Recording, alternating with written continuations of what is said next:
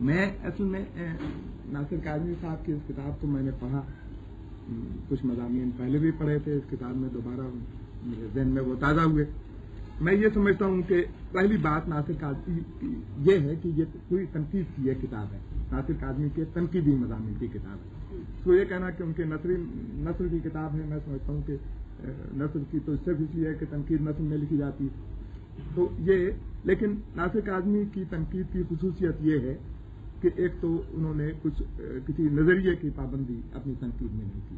ان کے ہاں نظر زیادہ دکھائی دیتی ہے، اور نظریات اگر کوئی ایسے کہ شہری صداقت کا مسئلہ آ گیا یا کوئی ایسا کوئی مسئلہ آ گیا تو ناصر کاظمی نے اس مسئلے کو اپنی نظر کے حوالے سے اس مسئلے سے بحث کی ہے.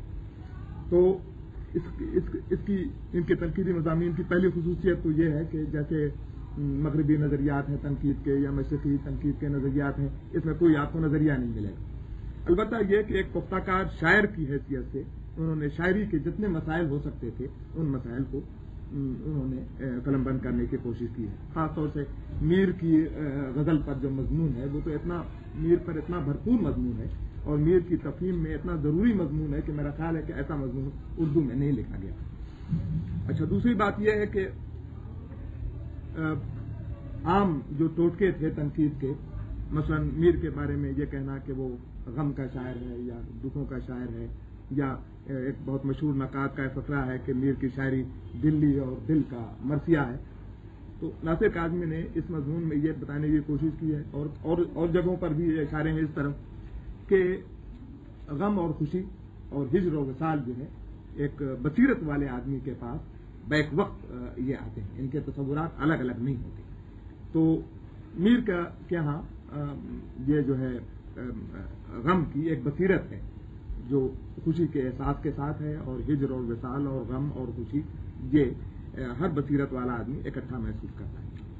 ناصر کاظمی کی جیسا انتظار صاحب نے کہا ہے یہ تو بات بالکل صحیح ہے، میں بھی تھوڑے دن ان کے ساتھ رہا ہوں کہ وہ گفتگو بہت اچھی کرتے تھے، اور جب وہ گفتگو کر رہے ہوتے تھے تو اس کے اندر بے شمار تنقیدی فقرے وہ استعمال کرتے تھے جس کا انہیں شاید احساس بھی بہت کم ہوتا تھا. اور بعض اوقات وہ بہت بصیرت افروز باتیں ہنسی مذاق میں بھی کرتے تھے. ایک بار آئے، میں سو رہا تھا، مجھے انہوں نے جگایا کہ اٹھو جلدی سے اور فانی کے بارے میں ایک ایسی بات کہو جو کسی اردو کی تنقیدی کتاب میں نہ لکھی ہے.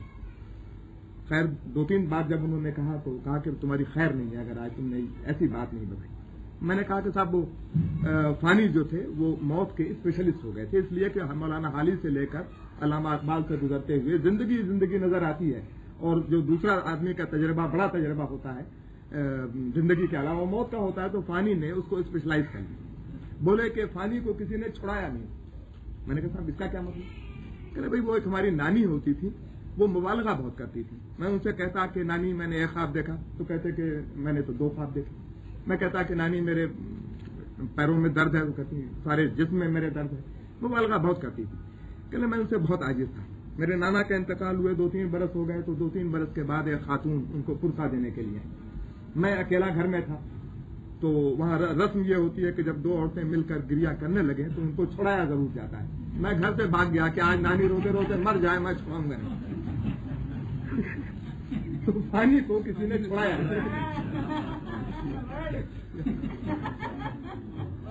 اچھا، اس طرح کے فقرے مثلا داغ کے بارے میں انہوں نے یہ فقرہ لکھا بھی ہے، مجھ سے بھی کہا تھا کہ داغ حاضر محبوب کا شاعر ہے. یا یہ کہ داغ کی شاعری کے بارے میں یہ کہا کہ اس کے ہاں زبان کی اہمیت تو جو کچھ ہے لہجے کی بہت زیادہ اہمیت، اور اس طرح کا کوئی شاعر اردو میں نہیں پیدا ہوا. تو اس طرح کے جو ان کے جو ٹوٹکے بھی ہیں، جو چھوٹی چھوٹی تحریریں انہوں نے لکھی ہیں، اس میں بھی بڑی شاعری کے بارے میں بڑی بصیرت کی باتیں کہی. اور ہرن کے شکار والے مضمون کے بارے میں جنائن صاحب نے یہ کہا ہے کہ شاید یہ مضمون ایسا ہے جو اس میں شامل نہیں ہونا چاہیے تھا، یا ہو گیا ہے تو یہ تنقیدی مضامین سے الگ ایک چیز ہے.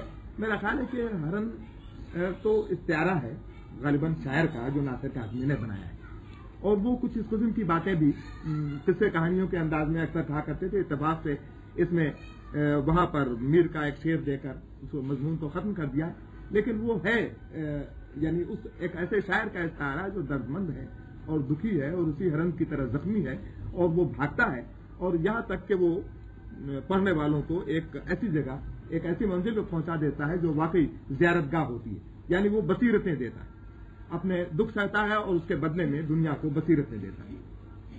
تو میں نے تو اس میں ایک جو مضمون ناصر کاظمی کا ہے کہ واقعی امتیاز صاحب نے کہا کہ آپ ویسے سرسری طور پر پڑھیں تو اقبال اور میر کا کہ کوئی قدر مشترک ویسے نظر نہیں آتی۔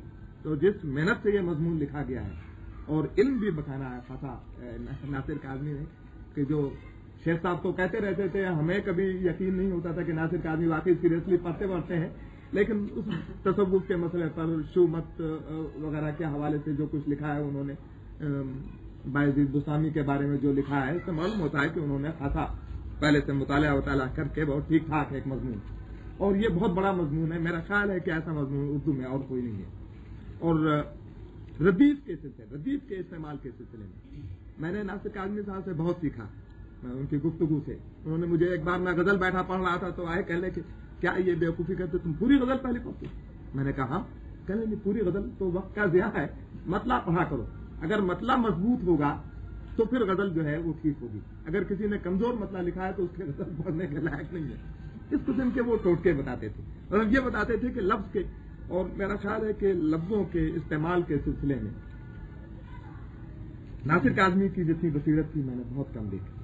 تو وہ شعر پڑھنے کا طریقہ کہ وہ لفظ پکڑ کر یہ دیکھو کہ اس کا شعر میں کوئی جواز ہے یا نہیں ہے، اس قسم کی باتیں وہ کہا کرتے تھے۔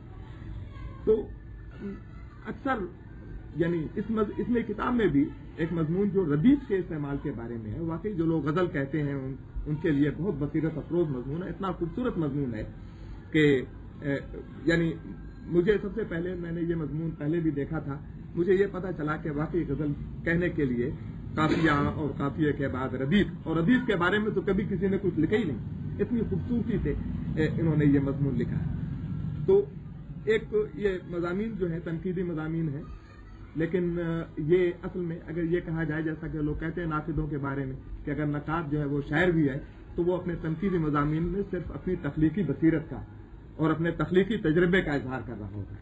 تو ناصر کاظمی نے ان مضامین میں اپنے تخلیقی تجربے سے جو حاصل کیا ہے تو جیسا کہ وہ شاعری میں دیتے تھے ویسے ہی ان نثری مضامین میں بھی ویسے ہی کیا۔ میں یہی